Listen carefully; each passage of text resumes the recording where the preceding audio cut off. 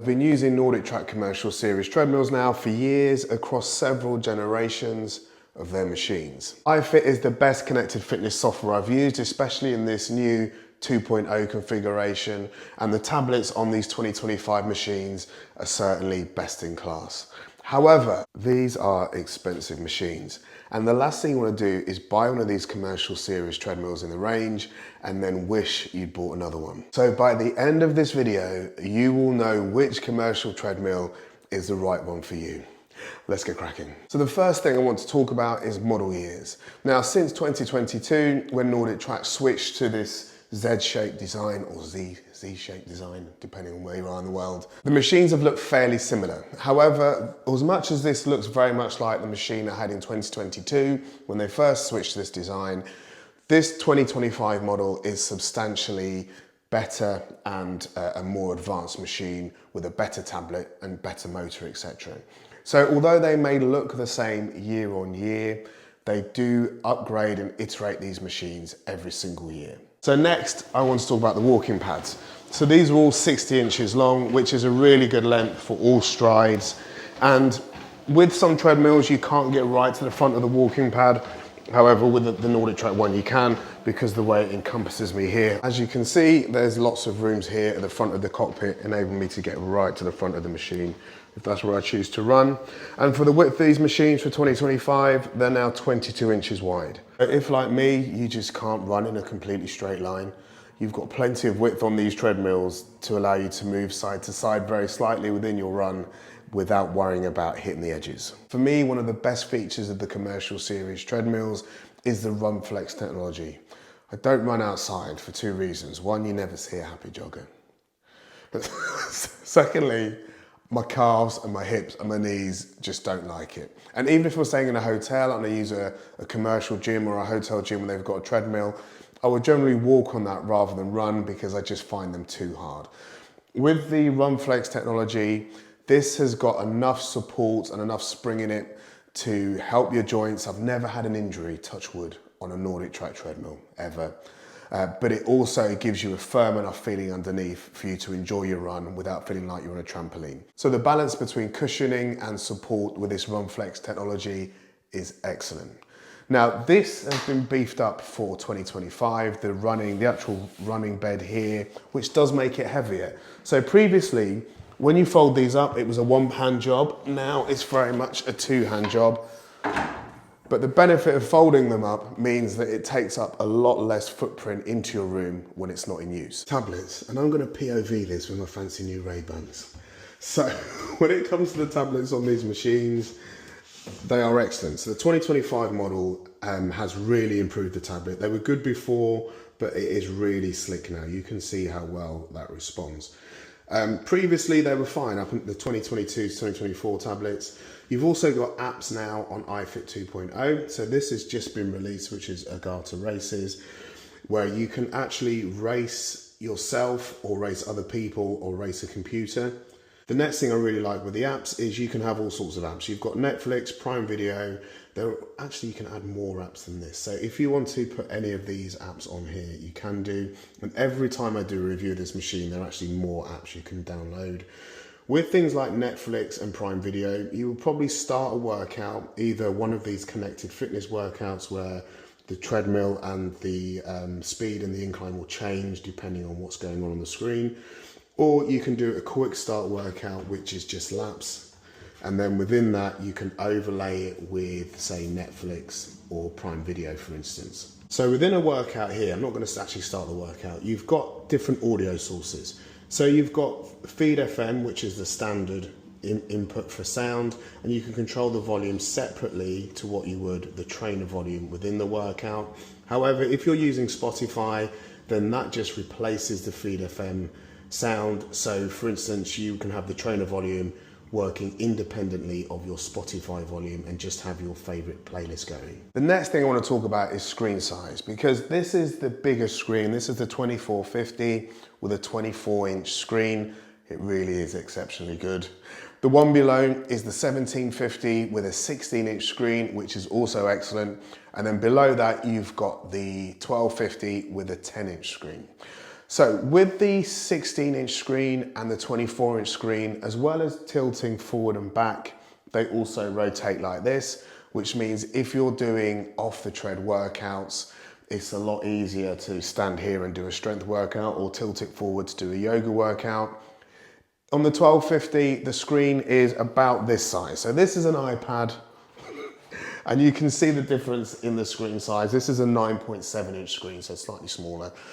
And if you can't turn that for an off the tread workout and you're going to be here trying to see it at the end, it will be fine, but it won't be as good an experience. So what I'd recommend, especially if you're going for the 1750 or the 1250, sorry, it's hard to remember all the 50s, man, is you can use another device. So the iFit app works on an iPad, a phone, or in this case, I've got it running on the television here. So you can see that next to the tread, using the TV is even better than using the big screen on the 2450. And if I was going to give you an analogy of the differences in real world use, then the 2450, imagine you're going to the cinema and you go to see a film on the day it's released and it's on screen 1, the biggest screen they've got in that cinema complex. You sit down and you're like, wow, this is a super immersive experience. And then there might be a film that you go and see, but it's been out a while. And then that's on screen 8. And you walk in and you go, oh man, it's not one of the biggest screens. It's a big screen, but it's not one of the biggest screens. That's like the 1750 with its 16-inch screen. So you sit down, you realize it's not as big. However, 10 minutes into the film, you're enjoying the film almost as much as you would have been on the bigger screen. So when I've switched between the 16-inch screen and the 24-inch screen before, beyond that initial 10 seconds of noticing the difference in size, I'm very much engaged and fixed on the workout. When it comes to the smaller 10-inch screen, that is a little bit smaller than I would want to use every day, but it's also fine. If you're the sort of person who watches a film on a laptop or an iPad, then you will have no problem with that 10-inch screen.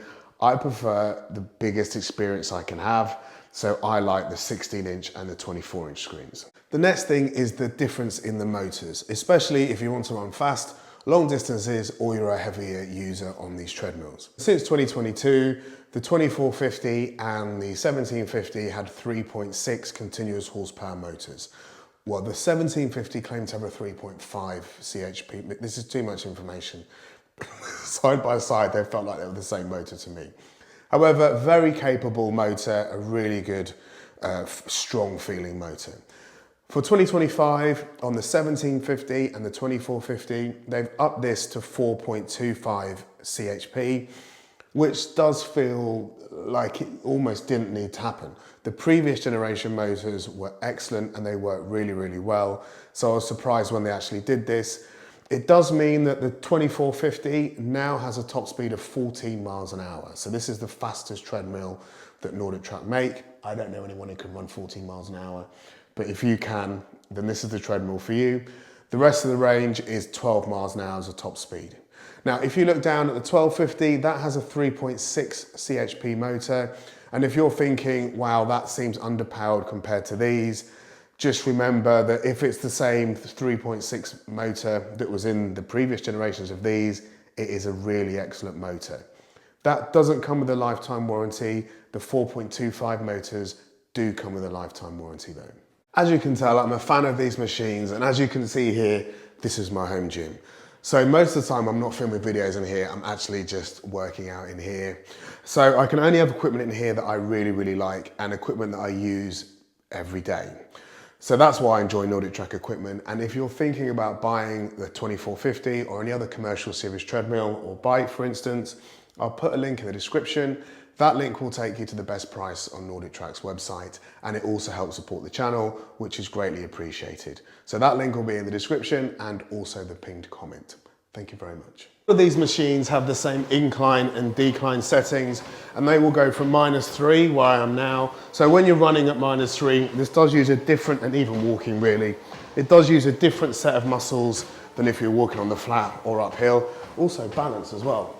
And they all go up to +12. So you should be able to see the treadmill now is making an adjustment, and my breathing may change slightly as we go into an incline.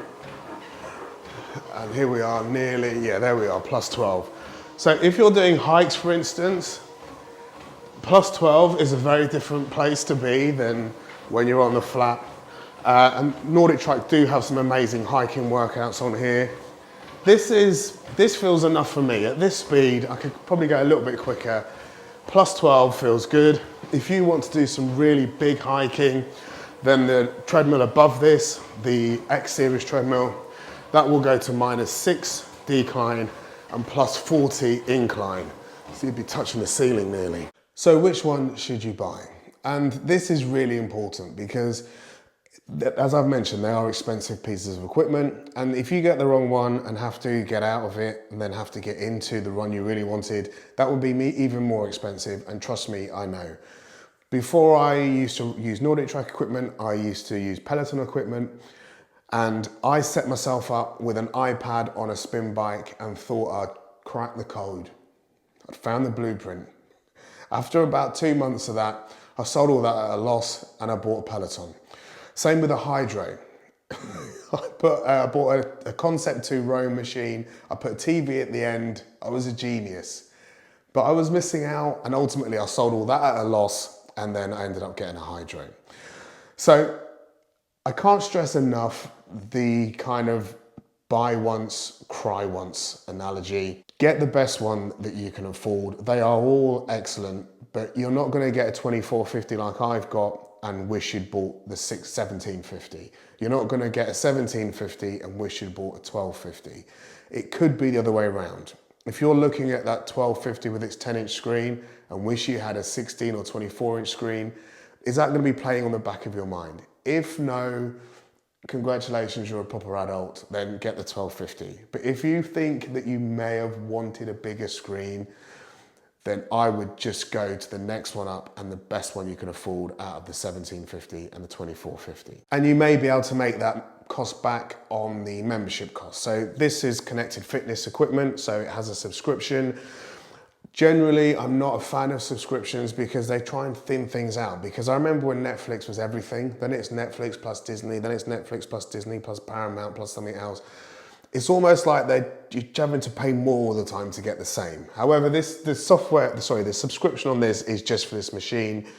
They do have lots of software updates and they do bring you new workouts all the time. So I understand why there's a subscription and I don't mind paying for that subscription.